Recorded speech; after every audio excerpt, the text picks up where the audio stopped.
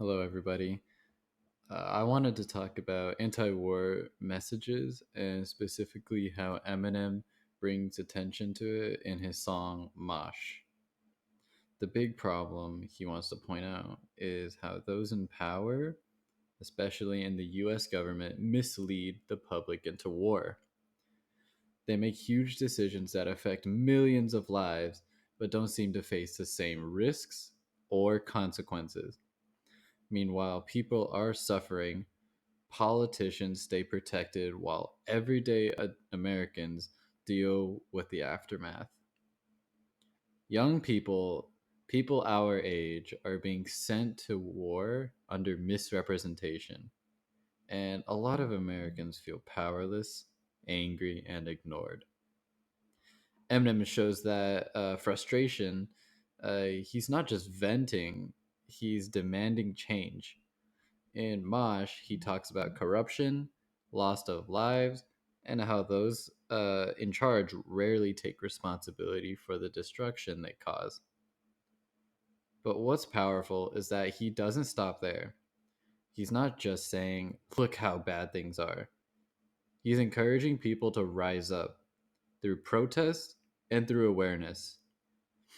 He's saying, you're not powerless, your voice matters. And that's what makes Mosh so important. It's not just a protest song, it's a call to action, a reminder that even when things feel broken, we can still fight for change. But how do we end the issue that is war? Well, first of all, there is a troop withdrawal. The US slowly brought soldiers home as Iraqi forces got stronger. This started around 2007 and aimed to end US combat involvement. There was also the Green Zone, which is when the US gave control of the key area in Baghdad to the Iraqi government. It showed Iraq was becoming more responsible for its own security. Lastly, there were protests. Many Iraqis protested poor services, corruption, and foreign influence. Some protests turned violent, showing deep frustration among citizens. While all of these did help to end the war, nothing could truly end war itself. So there are various other solutions talked about later within the presentation that will cover that. The third part of this presentation is facing the obstacles in the way that halt anti-war progression. One obstacle in the way of successfully promoting anti-war sentiments is domestic issues. Many countries might want to focus on fixing their own country before performing risky moves by bringing in foreign policies. And for many democratic countries, like the US, different representatives might lead to different methods on how to bring peace, which might halt the methods the people themselves are promoting. There are also a lot of economic obstacles that have been used, such as the ongoing tariff war that's taking place, making it hard to prioritize peace when most countries are focusing on internal growth rather than peaceful globalization.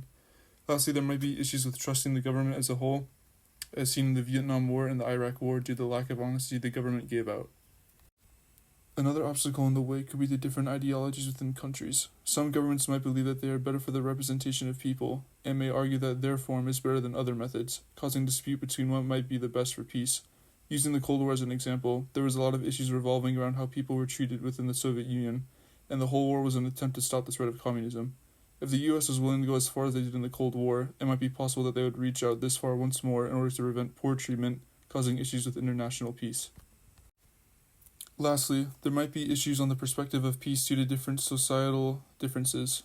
Many countries end up having their people being raised differently than others. This might cause people to be hesitant towards speaking out, while others might be more direct. For example, the US was built off of protests, so it makes sense for Americans to speak more about issues directly, while some places might be more limited on speech, causing people to be worried about speaking up. This might cause less representation for the same goal and might let others, or the government, create actions that they might not fully agree with, causing more conflict within the promotion of peace.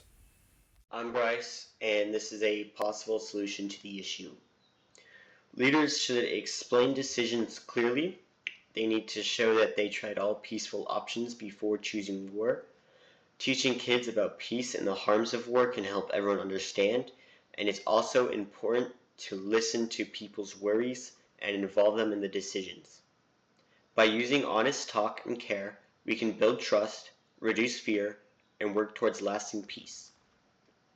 Another potential solution to avoid war is to have the US conquer all other countries who pose a threat or will. This will not bring immediate end to the problem, but will if successful. If the US owns everything, the only type of war would be a civil one, which is easy to avoid if the U.S. sets up an advanced population regulation system which will notify the government of any suspicious activity. Thank you for listening to our presentation.